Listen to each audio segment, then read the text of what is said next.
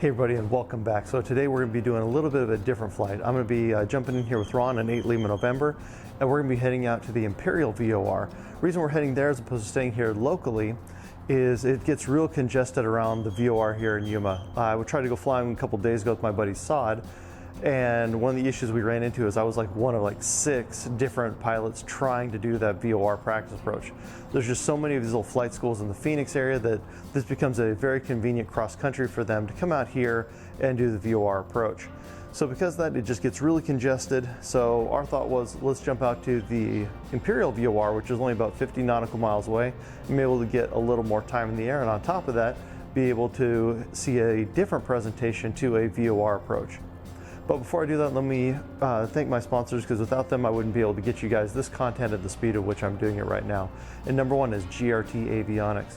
They provide American-made, high-quality avionics that allow me to do this type of training. So if you look at their avionics, they start out with a classic Sport EX like I've got here, $1,800, and for that you get a very capable EFIS that when you integrate it with other systems makes it a very good IFR platform. So you see here I've got a Val Avionics nav radio, which gives me localizer, glide slope, and VOR indications, and it all presents it into an HSI presentation within the EFIS. Get something like this, what I've got here, you could easily set up a very competent panel for under about $5 grand. Now with this panel here, I do have some other stuff coming in, which will be in here in the next video, so you'll need to stay tuned to see that. I've picked up some new components to improve the capabilities of this airplane. Also, like to thank CamGuard for sponsoring us, and we're going to have another video coming out about CamGuard at the 50-hour mark on a couple airplanes. Now, sadly, Carlos won't be able to participate in that with his Comanche. He had an issue which caused him to basically dump a lot of oil off. Sad, but not a problem with his airplane. He got it fixed, but it would really have just thrown off the values for that 50-hour point. So with all that being said, I'm going to finish up the pre-flight and wait for Ron to get here so we can start today's IFR training flight.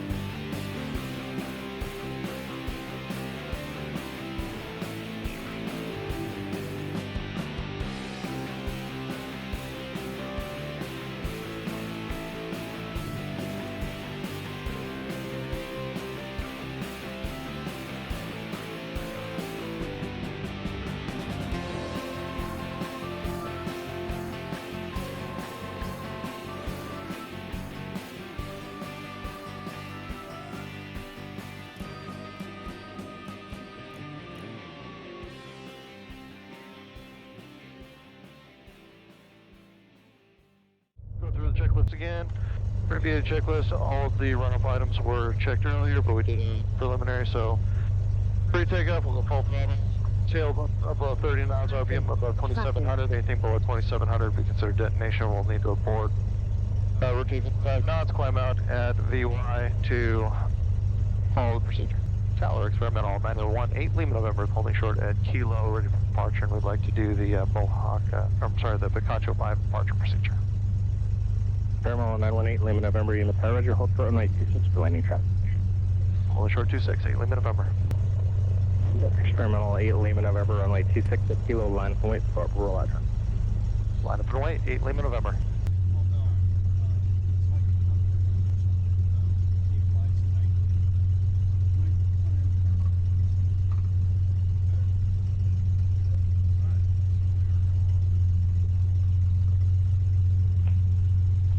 Two 60 as we expect.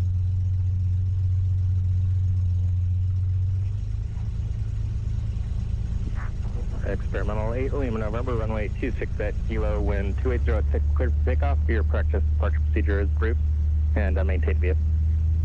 Clear for takeoff and practice procedure approved, 8 Lima November.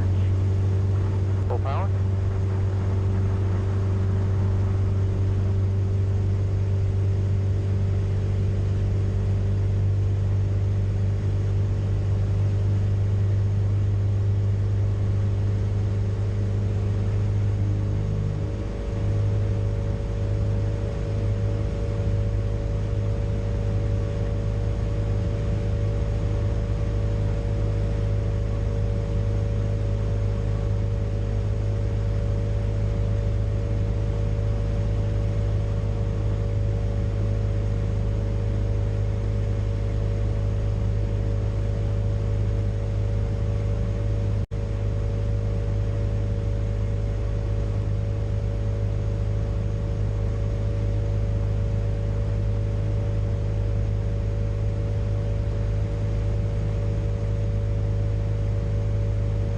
That same track with 264.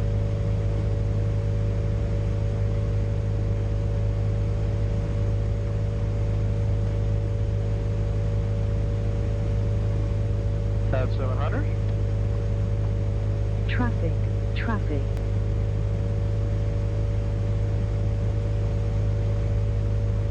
With 800, and we will turn on course to RVOR.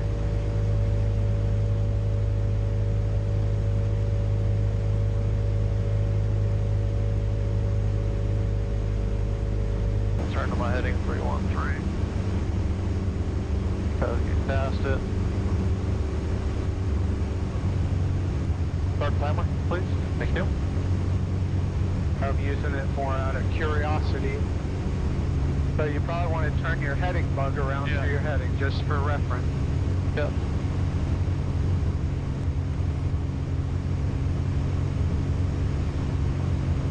And then, yeah, with the wind coming from the left, we'll hold some into it. Yep. That much. And for altitude. Yeah, just 83 knots, so we should be about 4 minutes. Yeah.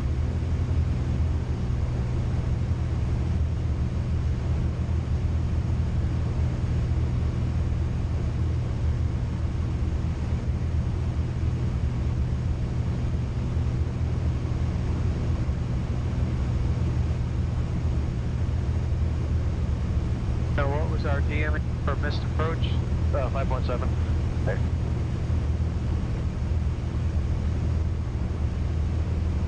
I track about 3 right now.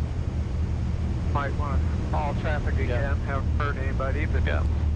Imperial traffic storm at all 8 November is on the VOR approach, approximately about 4 miles to the south. Going to be circling for runway 26. Touch and go. Imperial.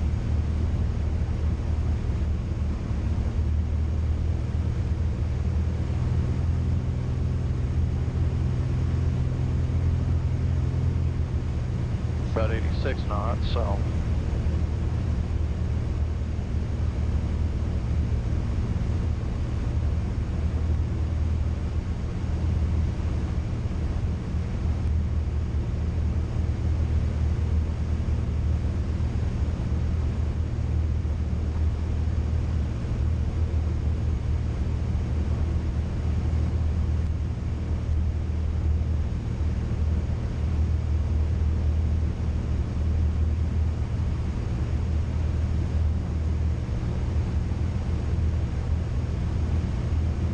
Okay, gonna hold it at 700 feet.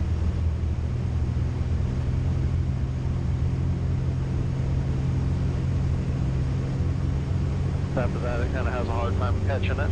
Yep. midfield. 3.7 miles. 2.8.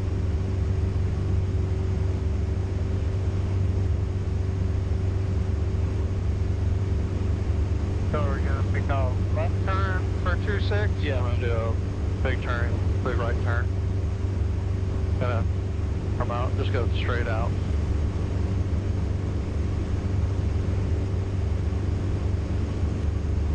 And that's 3 minutes of a 4.4.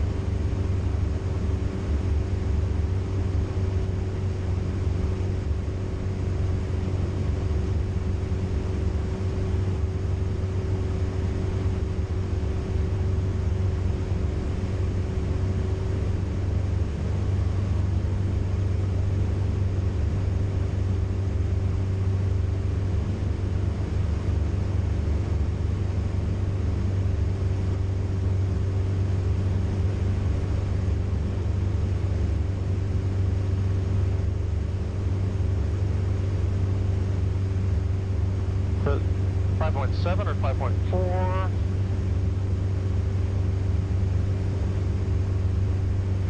And then once I've got visual runway.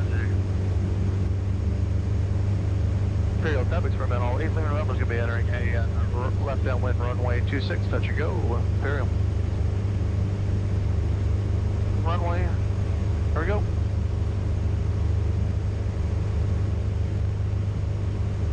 I do a full wind, downwind runway 26. 5, 7, great. Well, no, I'm coming. I'm gonna come over midfield. Come over midfield. Oh, I got you.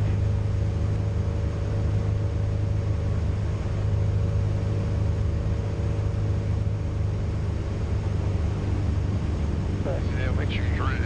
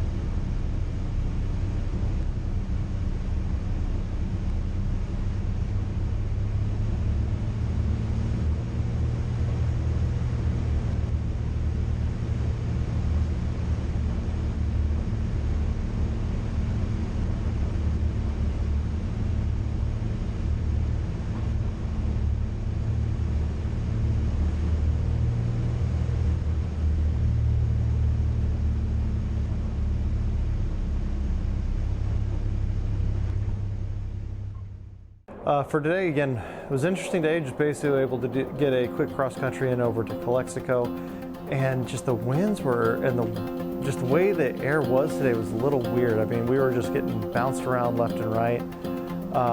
You know, I'd be climbing one second, descending the next, then you saw coming back out of Calexico, or out of Imperial, you know, I'm barely climbing, and all of a sudden I'm climbing at 1,400 feet a minute out of nowhere. So yeah, the wind was not wanting to play today, so. But on the bluff side, I was able to get a couple approaches in, both the VOR approach and a ILS approach with vectors in at Yuma. So overall, kind of a good day, but the downside for me is this is going to be the last time I'm able to fly for about 2 weeks, mainly because next week we have the air show. TFR is going to close out this whole area. So for me, this is going to be kind of for about 2 weeks, which gives me the perfect opportunity to again send off my EFIS for an upgrade and then put the other upgrade in the panel. So next time you guys see me, there's going to be some major improvements in this panel, making it an even more capable IFR platform. But this is me, Larry Nelson, telling you guys until next time, get in the air, get flying, projects like these in your garage, get building, and I'll see you guys next time. Catch me if I fall.